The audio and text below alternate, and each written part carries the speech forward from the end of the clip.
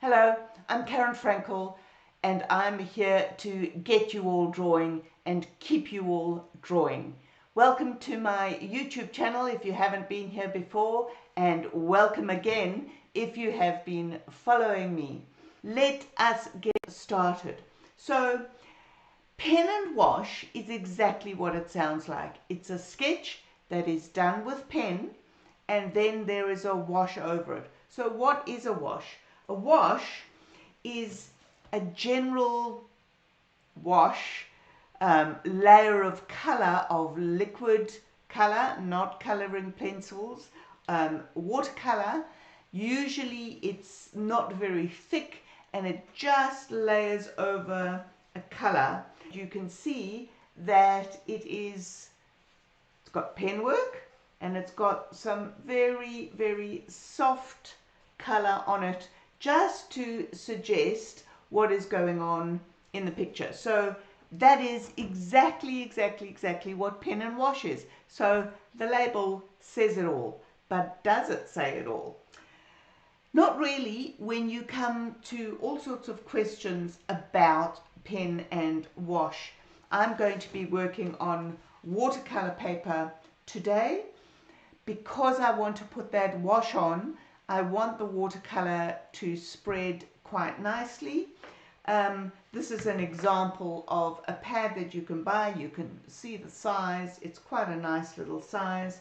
You can also get books, so that is a similar book. So this book is particularly a mixed media book, and you can see I've done some bits and pieces in there, and it's very thick paper that takes watercolor. This sketchbook was given to me, and these are very, very popular because you can put a big panorama view on these, and they also take water pretty well. So yes, there's all sorts of books that you can use. That one's upside down. And this, you can see I've got lots of pen sketches in there. I've put a little bit of water in there as well. The cheapest way you can go is just buy one of your cartridge sketchbooks. Now, remember that if you are working on a cartridge sketchbook, I don't know if you remember when I did this exercise, the water does not spread. So if you're going to be doing a lot of these, I highly suggest that you buy a better sketchbook that can take water medium, and all of the people in art shops will point you in the right direction. You don't necessarily have to pay a lot of money, but they are definitely more expensive than these sketchbooks. Okay, the first question I'm going to address is, do you draw with pencil first? The answer is, do you want to have a pencil drawing underneath, or don't you? Obviously, you need to know the advantages of that, or the disadvantages.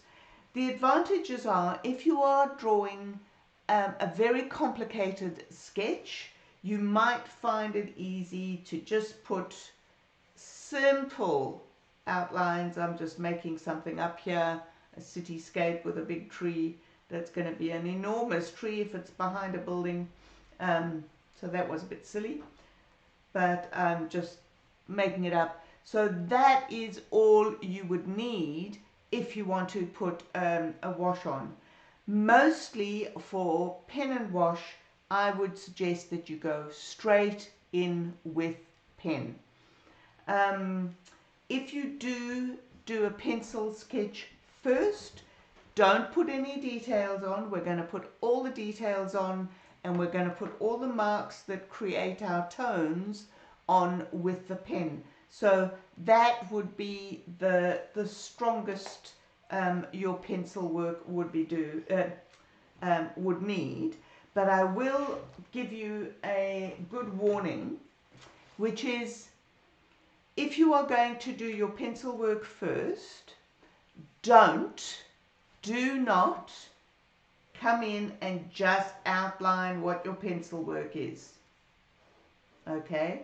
The very fact that you've got lines of pencil to help you there means you don't actually have to outline these things, and you can end up with, now that I've outlined all of that, let me just draw something quick again. House over there in the background, something a bit silly. The fact that you've drawn with pencil means you can see where to stop your pen, and you can just easily put marks in without actually outlining, so that your marks end up filling your tone. Okay, so don't worry about putting these strong lines on. Now, if you choose to because you like that effect, then go ahead and do it. But don't do it just as a habit, or you think that you should go over your pencil work with pen. I think that's a really important thing to say. Now again, depending on the quality of your paper, before you put your wash on, if you wish, you can get rid of your pencil work so that you're left with just your pen. Now, why did I say depending on the quality of your paper? Because especially if you're using a white eraser, which is quite harsh, you may destroy the surface of the paper or affect the surface of the paper, so that when you put your wash on, the wash doesn't spread evenly. Now that's really for the top end, when you're wanting your work to be pristine and you don't want to take chances and second guessing what I've just told you. I don't think I'm ever that precious about my work, so don't worry about it. In fact, how about going straight in with pen and not worrying about pencil at all? Okay, second question that I posed is, when you're doing pen and wash, do you do the wash first or do you do the pen first? And if you do the pen first, do you sort of paint by numbers with your color? There are two ways. You can do your wash first if you wish, and that is usually people who are more used to working with watercolor. They can put their wash down first because they're quite clear where their wash needs to go, or you can put your pen work down first. You can make that decision. However, when you make that decision, if you are going to be drawing first, then you need a waterproof pencil. So go and have a look at my pen, all the Jen on pens in YouTube to find out all about that. If your pen doesn't say waterproof, then it's not, and when you add water, it will run. And you don't particularly want that to run and go into your color, although sometimes it looks quite cool. So if you do it by accident, I know lots of people pick up the pen by accident and they forget that they want to add water to it, or they haven't decided to add a wash, and later they come to it and they go, oh, that would look good with a wash, and they've forgotten what kind of pen they've put on, and they put their wash on and the color starts running. It's not a train wreck, because this doesn't run and flood everything with black ink. Certainly not these outline pens. If you're doing your wash first, then it doesn't matter what pen you use subsequently. So that answers that question. And I will answer the question about that paint by numbers kind of effect. How do you actually put your wash on when I get there in the demonstration? As you can see in this photograph, I've kind of put my C on the bottom third. It's not quite there in the photograph, but you can adjust that. That's all about being an artist, being a drawer, and I've kind of put the lighthouse on the right hand third, more or less. So that's what I want to develop here. quite clearly the lighthouse is white, so we do need to remember at the end to only put color where we want color and not put it all over our lighthouse as well. Now, when it comes to drawing with your pen, I've chosen my favorite, which is this very smooth rollerball. But I'll just show you very, very quickly, because I can't help myself. If you use the one of these graphic pens, if you use it on the side, you can get this kind of scratchy effect like that, and only get your strong lines when you're pointing it directly up and down. So if you wanted to get some tone and texture in there, you can get a little bit scratchy with these pens, so that might suit you as well. And this pen, yeah, I can get a little bit scratchy. Can you see I'm not even holding it there? I'm just sort of tempting it across the page. So that's my choice. The aim is not to outline everything. So I know I mentioned that if you drew with pencil, not to outline everything, but I don't like outlining everything anyway, regardless of whether I'm drawing in pen or pencil. However, I've got a strong line of the sea there, so do I want to put that strong line in? And I'm not sure that I do. So when you are working on these types of sketches, less is more, and you can always come back later and put stronger lines in. Now, are you worried about drawing a straight line? It really doesn't matter. Yes, I know the water forms a straight edge against the island there, and I know that the horizon is straight, but it is okay. You're just using a small piece. And I'm actually going to tilt my piece a bit, and I'm going to draw down like that. And that's as straight as it's going to be. It's not particularly straight, and if it irritates me, I might adjust it. But hey, it's certainly not a very strong line. Okay, you can see I haven't gone off the edge there. I kind of like having a vignette effect, which means sort of light fading around the edge. So I am simply putting in these construction lines where I want things. I'm busy looking at my photograph and deciding if I want to actually put an outline of that island like that and then the lighthouse, or if I want to bring in some mark making. So this might be where a pencil line might be useful, or bring in some mark making which actually then will form the edge of that outcrop. It's actually not an island, it is part of Rottnest Island, which is a little island off the coast of Perth. It's a bit of a holiday island with some beautiful, beautiful turquoise sea, and we love it here in Perth. I am going to put some dark lines. I'm looking to see what you can see. And because the paper is watercolor paper, I'm able to make the marks a bit scratchy because the bumpy paper is actually not picking up the pen very strongly. So I want a nice dark edge there. Can you see that I'm actually putting cross-hatching in? I'm not just trying to color in. Now I know that cross-hatching is not very indicative of the character of that rock yet,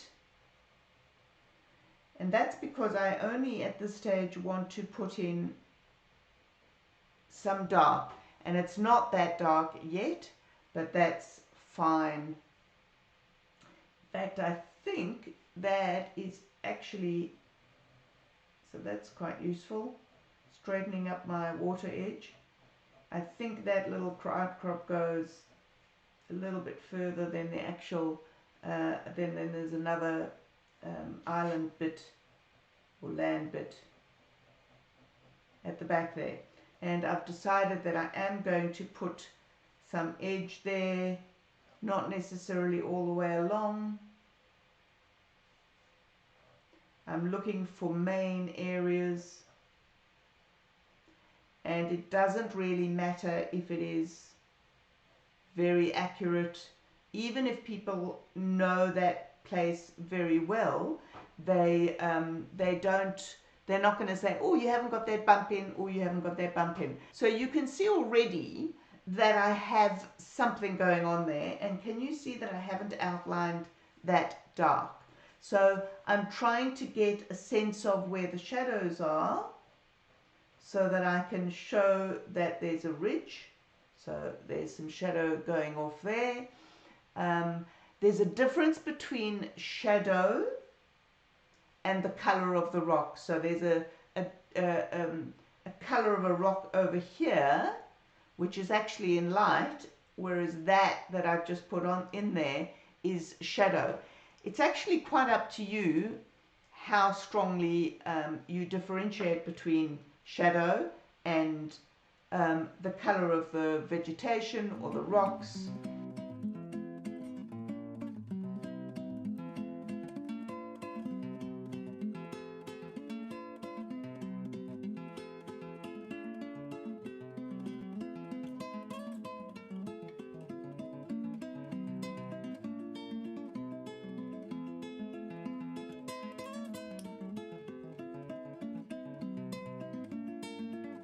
Now for that lighthouse. Another word of warning. Make sure before you draw, particularly if you're drawing directly in pen, that the size of the lighthouse is going to be in proportion to what you've already drawn. So if I measure with my pen on my photograph, or I can actually pick my photograph up and I can go, okay, oh, what should I use to measure? I'm going to use a pencil. Okay, so the lighthouse is that big. How does that compare with the size of the land underneath the lighthouse? And it's, if I take that measurement there underneath the lighthouse, then that pencil is bigger than the lighthouse. Can you see that? So let's take I need to measure somewhere where I've already got something down. So I've got that little line going across there. So I'm going to measure there with my pencil and see, is that about the same size as the lighthouse? Yep, more or less. So what I now need to do is I need to go, okay, that's where my line came down.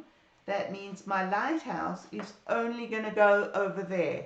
So try to keep the proportion in place, because otherwise you'll end up either with a tiny, tiny lighthouse or an enormous one. And all I did was put a dot there, and you can't even see that. Don't try and put in all the detail of the lighthouse. It is pretty far away, and what I mostly want to do is show that it is light.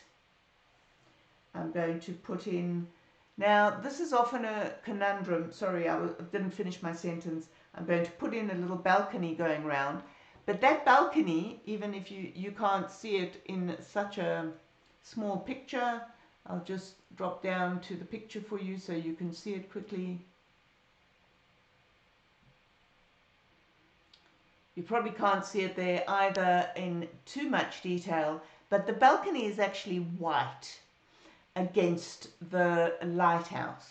So when it comes to light things and you drawing them, what you have to try and do is still give the character that there's a lighthouse, that there's a balcony around the lighthouse. So very often we end up with having to draw those light lines in pen. So it's a bit of a toss-up. You're actually drawing maybe a shadow between the lines. you don't have to be that fussed about it. So I'm going to put just a little sort of top on there, just to suggest that the lighthouse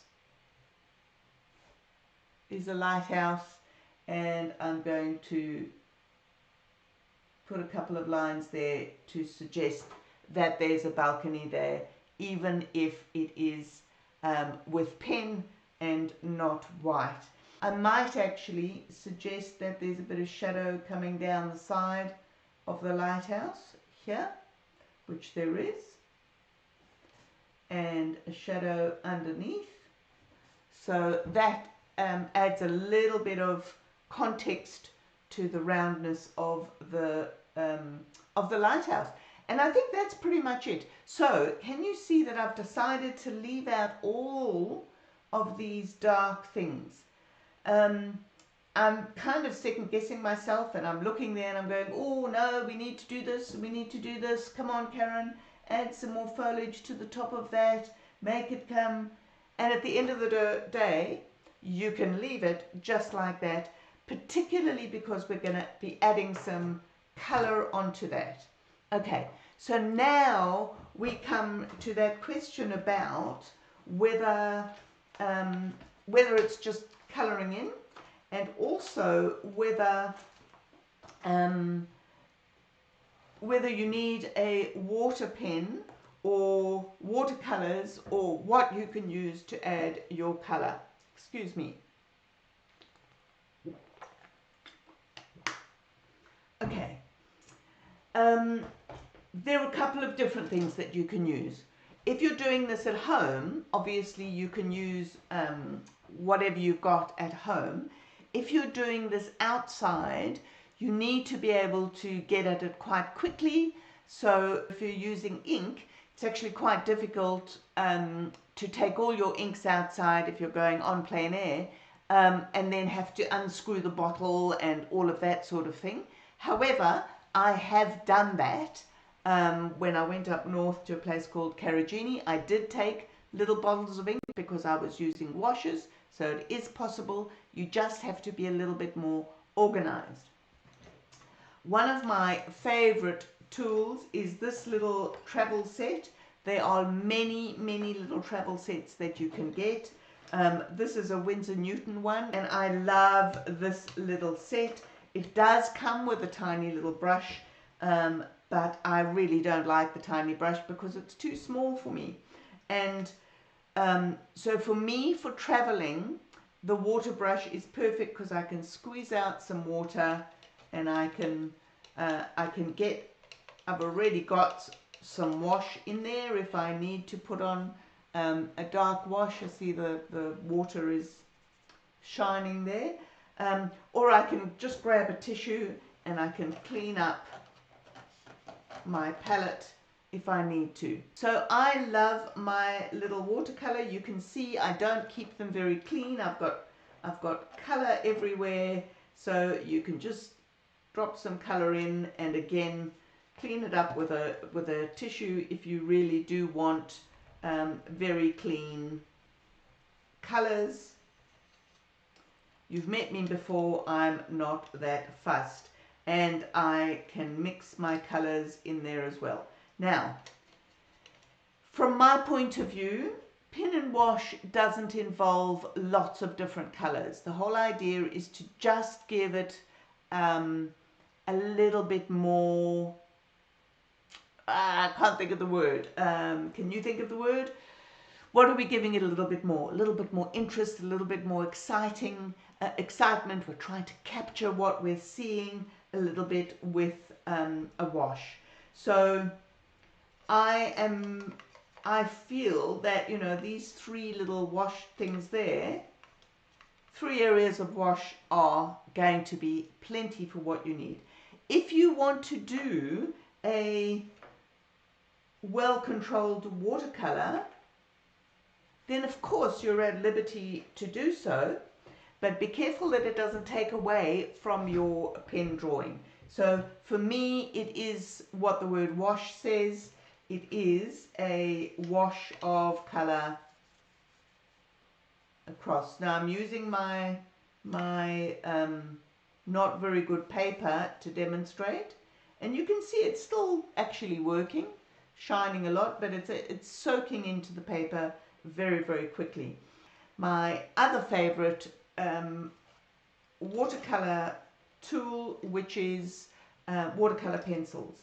Using watercolor pencils doesn't allow you to do as good a big wash as a little set like this does.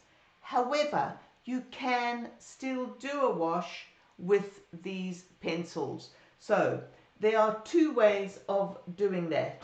The first, I'm just going to find some scrap watercolor paper here. The first is to put some water down first.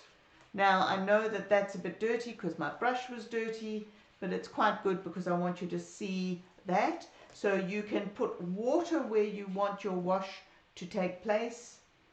You can then take off color onto your brush from your watercolor pencil, and you can wash it in to your water. And because you've already got water on there, the wash, this color, will spread into there. So you can do a wash in that sense as well. And our nasty paper, let me just clean my brush. So I clean my brush like that. That's what I do, and then I flick it on the ground, which I'm not going to do, or I wipe it on my jeans. So let's say I want to put a wash over that tree. This is the nasty paper. Okay, it's the worst paper you can possibly get. So I've wet everywhere, and if I want to do the tree, I can take off blue and yellow at the same time, and I can drop in those colors. That blue wasn't working very well, but you can see that it's not working very well on this paper. You're getting a line there that is not spreading. So that's the difference between watercolor paper and not so good watercolor paper. And you can also make yourself a little palette like that. If you want more pigment than just taking it off, you can make yourself a little palette by coloring in, dropping a bit of water on there, mixing that color up, and then you can have more ink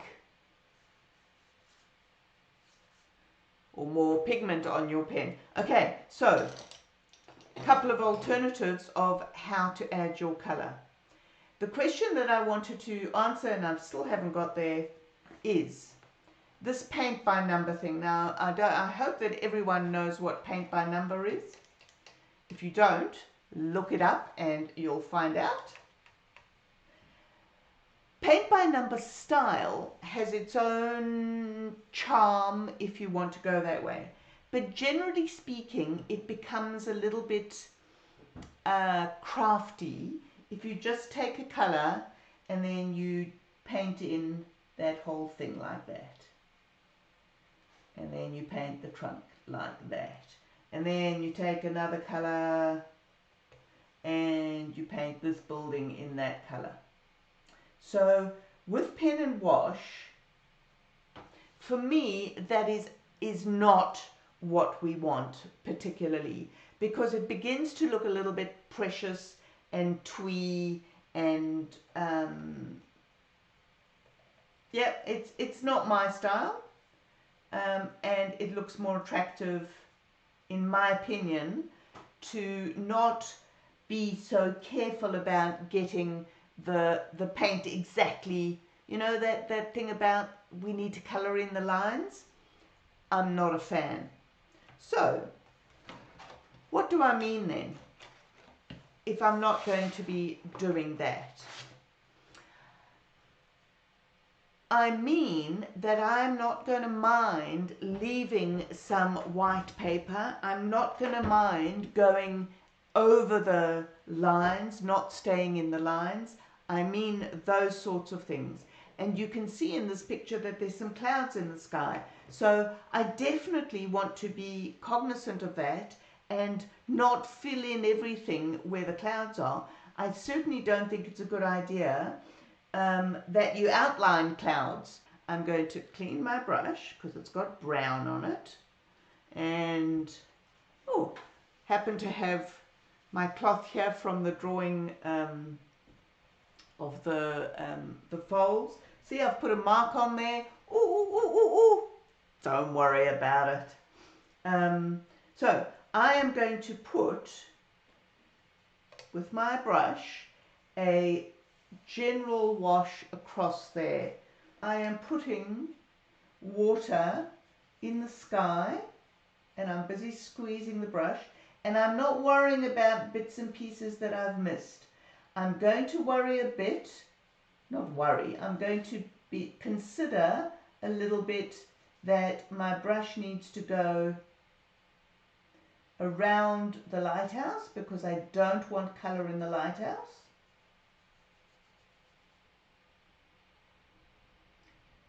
But it doesn't matter if I'm not getting it exact.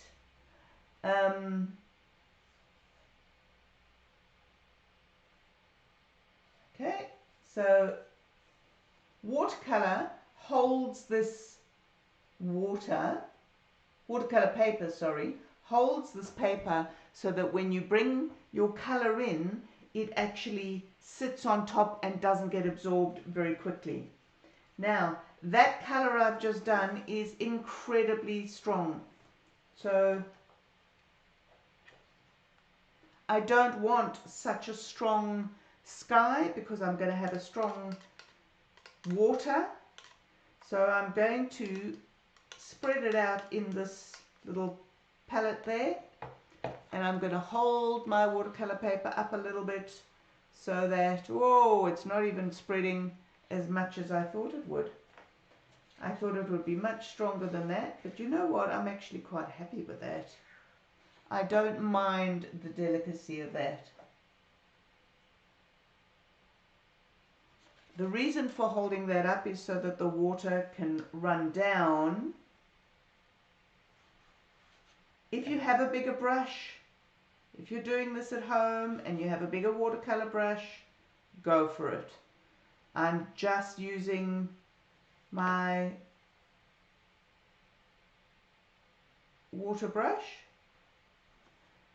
and you can see I am spreading it out, and it won't even matter if it does go over the island a bit because I'm probably going to add a bit of color to the island. Another thing about pen and wash is you actually don't have to put all the colors in. So as I said, I'm going to add color to the island. I thought, maybe I'll leave it out. So you can choose. You don't actually have to put all of the colors in that you see. So I have put my sky in. Now what I've just done there was a fiddle because I saw that it wasn't going to the line. Can you see that I'm just as human as you guys? Don't fiddle. Don't go back in. Even if you've got good watercolor paper, don't fiddle. Leave that alone. If that's not strong enough for you, wait until it dries and then put another layer on. So that was a good little fiddle that I did. Okay, the next thing I want to do is to put the blue of the sea in, and usually it's about the same color as the sky because it's actually reflecting the sky. Depending, of course, on the day, that's quite choppy. You can also make it up if you want to make it up. I'm just wondering if I should make it a tiny bit turquoisey and add a bit of green. Should I? I've actually got a different color blue here which has got that turquoise in already. I might add a little bit of that in there. Okay, I'm going to choose not to put water there just so that I can demonstrate a wash without actually putting the water down first. Can you see how that's all softened? I didn't end up taking out any clouds. Let's see, if you want to take out clouds, have I got a clean tissue somewhere? If you wanted to leave the clouds, I could have mopped up some clouds there. There you go. I actually forgot about them. Can you see that it's lifted off a little bit? So you can only do that with watercolor. Right, I've got a fair amount of paint, of wash, in this little area there. And I'm going to long strokes, guys. Long strokes. In fact, I'm really enjoying how the pen, the water brush is just catching the top of the watercolor paper, because it looks like the sun catching the tops of the water. How about that?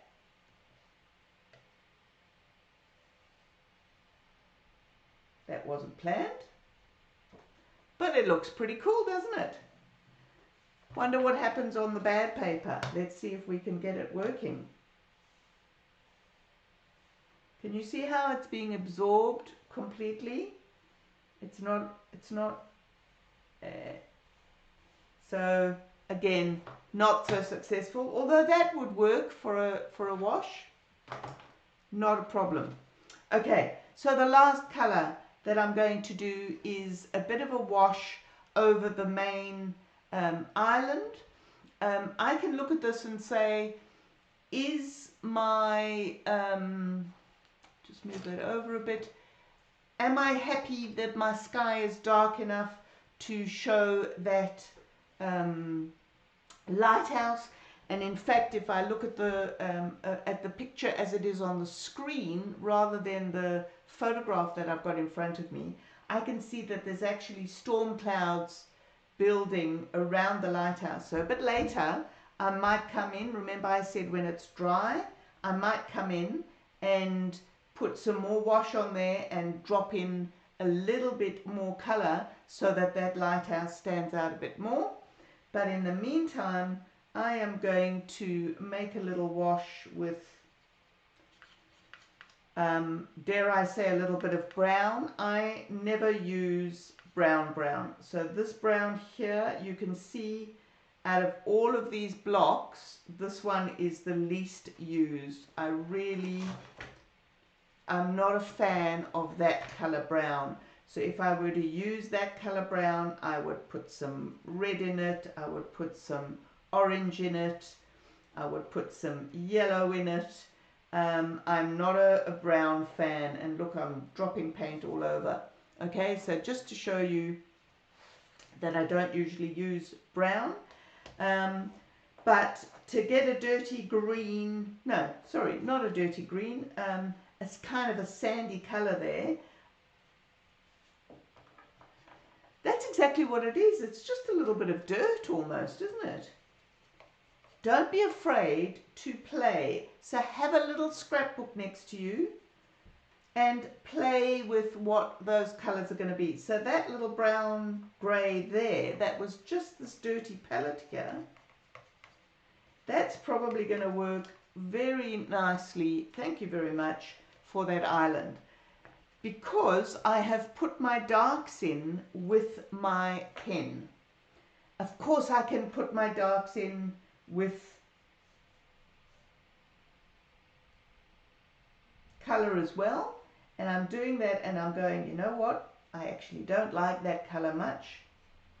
It's too dark, so I'm going to use it just in some areas of dark. So I didn't match that over there. Can you see that it's a little bit dark? It's irritating me a little bit. How am I going to fix that? Let's have a look. What happens if I put some of that yellow there and maybe even a lot of water? And I'm going right over where I was before. So I'm just suggesting at this stage. So can you see it's mixing a little bit there? As I said, I'm not mad about it over here. So I might actually take a little bit of tissue. I'm being a little bit picky. I might actually mix a bit of the brown and the blue to get a bit of green to go over this foliage at the top there.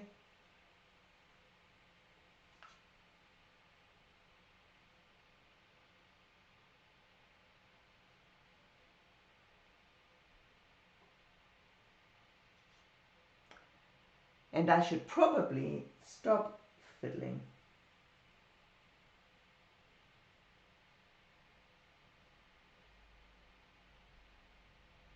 You know that little penwork that I put on the side of the lighthouse to show the shadow? If I want to, this colour here that I mixed up for the land, I might just add a drip more water. That's actually quite a nice shadow colour, so I might be very, very, very careful and put a shadow down the side of the lighthouse as well. Yep, that's shown up quite nicely. If you want to work back onto this and you want to brighten the sky, do those sorts of things, then of course you can. It becomes less a pen and wash then if you work back and back and back, and more a well-developed painting, but that's fine. There's no rule that says to what extent you need to go, but the idea of pen and wash is something relatively simple like that, and very often that happens when you're out painting. I haven't done a paint by numbers, my skies slipped into the lighthouse, and all sorts of things have happened from that point of view. So all that really remains for me to say is thank you so much for joining me. Have fun with your pen and wash. Karen Frankel saying goodbye for another week. Get drawing, keep painting. See you. Bye-bye.